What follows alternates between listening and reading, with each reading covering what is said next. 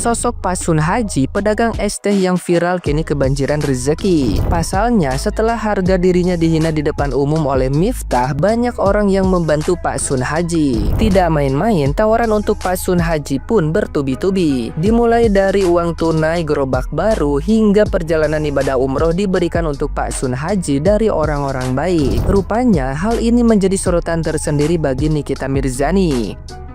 Berbeda dengan kebanyakan orang yang menghujat Gus Miftah, Nikita Mirzani justru membela Miftah. Nikita Mirzani menilai karena sosok Gus Miftah lah kini kehidupan Pak Sun Haji berubah drastis. Nikita Mirzani menyebut Gus Miftah bukanlah orang jahat, namun Nikita Mirzani memaklumi sikap Gus Miftah yang kerap berkata kasar. Terakhir, Nikita Mirzani menegur netizen yang budiman agar jangan terlalu menghakimi Gus Miftah. Nikita Mirzani juga mengungkap rezeki yang didapat Pak Sun Haji juga karena Gus Miftah yang telah menghinanya.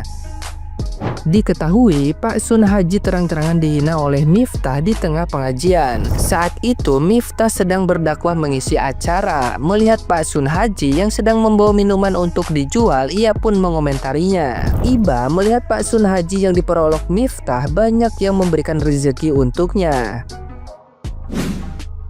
Gue juga gak suka sama caranya. Gue tidak membenarkan apa yang dilakukan Gus Miftah, tapi asal kalian tahu, ya Gus Miftah itu memang bacotnya begitu. Memang mulutnya begitu, mau gimana? Tapi dia bukan orang jahat. Rata-rata warga Indonesia tuh latah, pengen disanjung, pengen dibilang baik, selalu bantuin orang. Tuh, Willy Salim tuh yang kelihatan kesorot banget. Semua, si A, si B, si C, siapa lagi tuh orang-orang tuh, banyak banget. Satu ngasih umroh, semua ngasih umroh. Satu kasih duit, semua kasih duit. Terus kalian kemana? Orang-orang susah di depan mata kalian nggak bantu tuh sama uang-uang yang banyak kayak begitu. Gua nggak menyalahkan uang kalian. Tapi kenapa harus ngebantu tunggu yang viral? Gua pun kadang-kadang suka gue kontenin, tapi nggak semua gue kontenin. Kalian bisa cek deh YouTube gue. Ada nggak semua gue bantu orang, gue kontenin? Nggak ada. Boleh dicek. Nggak, gua nggak ikut-ikutan. Gue yang ST ini terlalu lebay. Nanti lu kayak Agus kan kalian gitu. Donasi. Duit donasi udah dibantu, dia mau pakai buat yang macem-macem, kalian nggak terima. Gue gak mau ikutan bantu-bantu ST, nggak ada. Gue mendingan bantu, masih banyak no yang mau gue bantu no di pinggir jalan no. Gue gak butuh dipuji-puji, baik ya. Gak ada, bantu aja. Udah tahu kan yang bantu banyak tuh, Bapak ST tuh. Tapi semua yang mau ngebantuin dia di videoin. Aduh, gak ngerti deh gue sama negara ini. Caranya Gus Miftah salah, tapi setidaknya Gus Miftah udah membukakan pintu rezeki yang berlipat-lipat kepada Bapak S itu. Ya, bayangin kalian, mungkin kalau Gus Miftah nggak hilaf, kita taruh aja dia hilaf lah dengan dia celotehannya kayak gitu. Itu Bapak tukang es itu kan akan tetap menjadi Bapak tukang es itu yang berkeliling, nggak bakal dia bisa megang uang 100 juta. Jangankan 100 juta, 10 juta aja belum tentu dia si tukang Bapak S itu bisa pegang. Nggak mungkin. Itu jauh dari kenyataan. Kalian udah bully lagi tuh Bapak ST. Kalian bully tuh di kontennya TikTok siapa gitu, gue lupa. Gara-gara si Bapak penjual ST ini, dia jadi ketua Banser ya. Belum 2 hari, udah kalian bully. Nah, gimana nih menurut netizen yang terhormat? Silahkan berkomentar ya. Ada seorang artis perempuan yang berkomentar bahwa apa yang Gus Miftah sampaikan itu tuh menurut dia tuh benar. Menurut dia ya mungkin karena dia deket sama beliau, mungkin dia akrab, kita nggak tahu. Tapi menurut gue kayak nggak cocok dia ngomong kayak begitu, nggak pantas. Lo bisa ngomong begitu karena lo nggak pernah ngerasain apa yang Bapak itu rasain. Hai perempuan, lo enak banget ngomong kayak gitu seakan-akan Gus Miftah itu membuat dia banjir rezeki. Ya karena udah terlanjur viral. Kalau nggak dikeroyok sama netizen. Jadi lu jangan membenarkan kata-kata Gus Miftah, jangan membenarkan kata-kata yang memang menyakiti hati orang. Lu bayangin orang capek jualan belum ada yang beli, tiba-tiba dipercandain kayak begitu, kesel nggak? Lu mah enak cuma nyari gara-gara sama orang dapat ratusan juta lah, dia belum tentu 100.000. Ya, kenapa dia bisa dapat duit bantuan dari orang-orang? Ya karena udah terlanjur viral. Ya kalau yang bantuin dia minta direkam, dia bikin konten, gak ada masalah. Orang lu juga sering kok bantuin orang dibikin konten. Waktu lu punya masalah sama anak lu, gue sangat mengagumi lo kan, lo sebagai seorang ibu. Tapi dengan masalah-masalah yang sebelumnya sampai sekarang ya lo selalu nimbrung sama masalah orang, ya. Terus lo membenarkan kata-kata Gus Miftah itu, gue kesel sama lo. Kok bisa-bisa aja lo ngomong kayak begitu lo? Coba itu bapak lo sakit hati nggak digituin? Gue tanya sama lo sekarang. Mohon maaf nih, ya. Gue masih mau ngomong tentang Pak Pun, si penjual es teh viral yang dimaki sama someone yang mempunyai ilmu dan beradab, ya, dan orang yang mulia gitu katanya. Gimana ya? Kadang beradab aja dan berilmu aja nggak cukup, ya.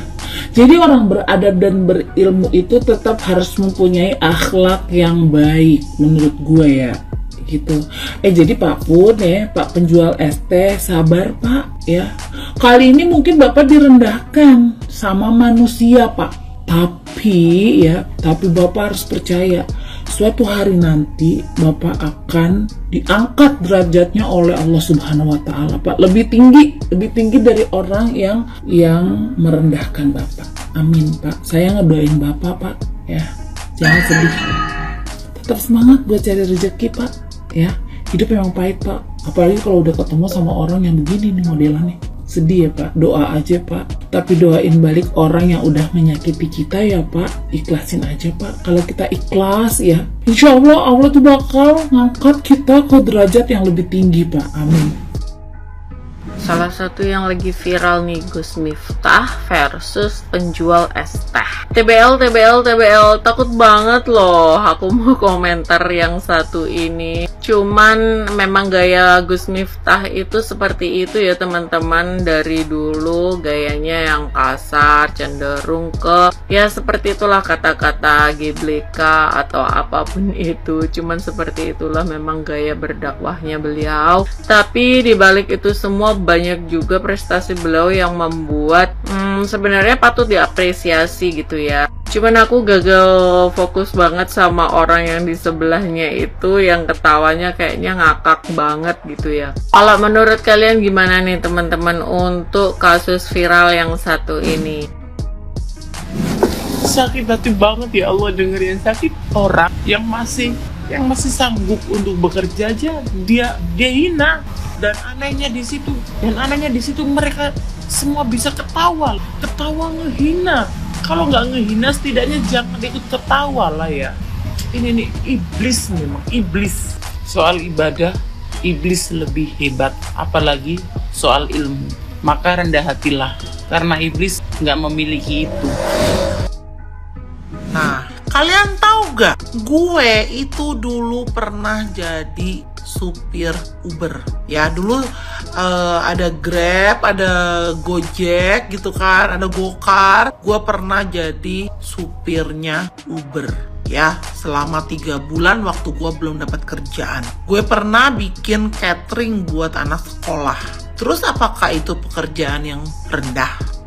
Gue pernah loh jadi supir Uber dari pagi sampai malam, pernah gue, ya kan, seorang perempuan. Udah gitu gue pernah bawa satu mobil isinya laki-laki semua, udah deg-degan gue, ya kan, isinya laki-laki semua. Nah, ya tapi kalau kita orangnya baik, kita percaya, Tuhan juga pasti akan mengirimkan orang-orang baik juga buat kita. Gue narik Uber sampai malam, ya kan, selama ini aman-aman aja gitu loh.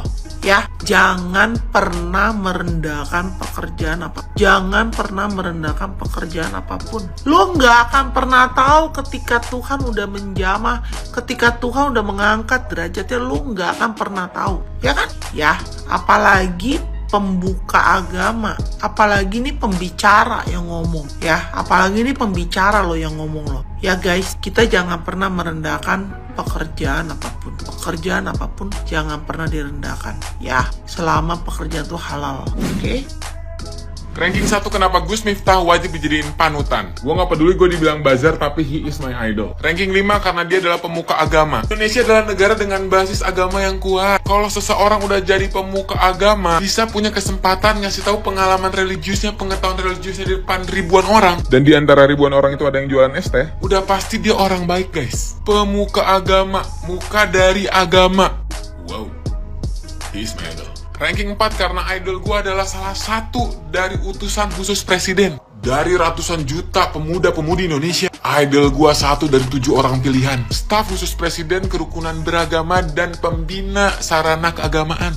Bro, ini gimana nggak jadi panutan, bro? Pak Prabowo sama Mas Gibran pasti bangga nggak sih? Jadi kalau idol gue bikin suasana yang tidak rukun dengan penjual es teh, mungkin tukang es tehnya ateis. Tidak diakui di Indonesia. Ranking 3 kenapa beliau harus jadi panutan adalah karena Gus Miftah ditemani sama orang-orang yang pastinya juga suci. Teman-teman terdekat kita adalah cerminan kita nggak sih, guys? Kalau di buku-buku psikologi itu namanya law of attraction. Gue yakin banget nih kalau sahabat-sahabatnya Gus Miftah lihat ada orang kecil dikucilkan gitu ya, pasti mereka kayak langsung ngebantuin. Gak mungkin mereka ketawa-ketawa evil gitu, gak mungkin. Gak mungkin dong seorang Gus Miftah temenan sama orang yang juara ketawa penjahat di kontes wibu. Gak mungkin. Dan runner up, penting ini, penting. Jelas-jelas karena Gus Miftah ada nama Gusnya belakangnya. Gak sembarangan orang loh bisa dapat gelar Gus. Minimal lu harus lahir dari keluarga yang baik, minimal dari kiai atau tokoh pesantren. Keluarga baik tidak cukup, lu nya juga harus baik, harus punya nilai-nilai agama, nilai pesantren yang emang lu alami, yang lu lakukan. Dan kalau nilai dari sendiri mah pasti nggak bisa. Harus ada pengakuan dari komunitas pesantren dan bahkan masyarakat. Gimana spek kayak gini nggak jadi panutan? Heran gue. Yuk semua orang sadar yuk. Dan ranking 1 kenapa Gus Miftah harus jadi panutan adalah tulis di kolom komentar. Yuk semua orang tunjukin ekspresinya dong. Panutan nggak sih? Ayo tulis.